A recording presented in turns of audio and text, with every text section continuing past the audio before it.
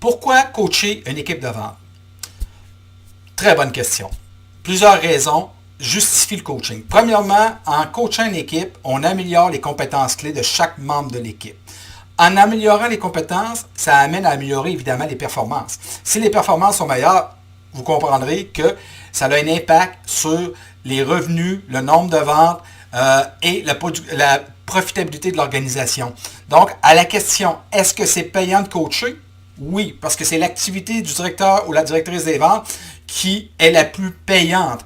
Ultimement, une équipe coachée peut avoir une productivité de 20% accrue versus une équipe qui ne l'est pas. Imaginez 20% de plus de chiffre d'affaires avec le même nombre de représentants et représentantes. C'est assez payant, merci pour une organisation. Autre avantage du coaching, c'est au niveau du climat et de l'engagement de l'équipe.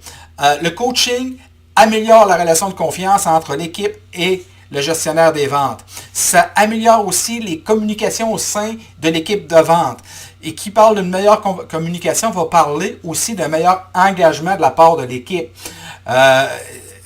Une meilleure motivation des troupes. La perception du leadership du gestionnaire s'en retrouve renforcée. Il y a aussi un partage de valeurs communes qui est plus forte. Et, dernier avantage, la rétention va être beaucoup plus forte dans une équipe qui est coachée versus une équipe qui est dirigée de façon traditionnelle. Donc, il y a plusieurs avantages, donc, comme on vient le voir. C'est payant autant sur le plan de la relation au sein de l'équipe qu'au niveau des ventes, que des finances.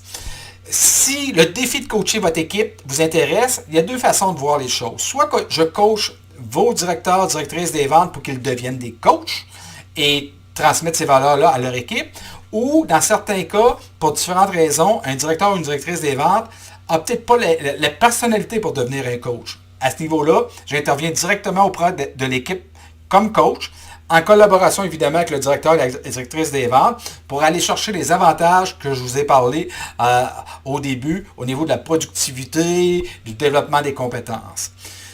Vous désirez en savoir plus, je vous invite à communiquer avec moi. On pourra regarder ensemble comment établir un plan de développement des compétences et de coaching au sein de votre organisation.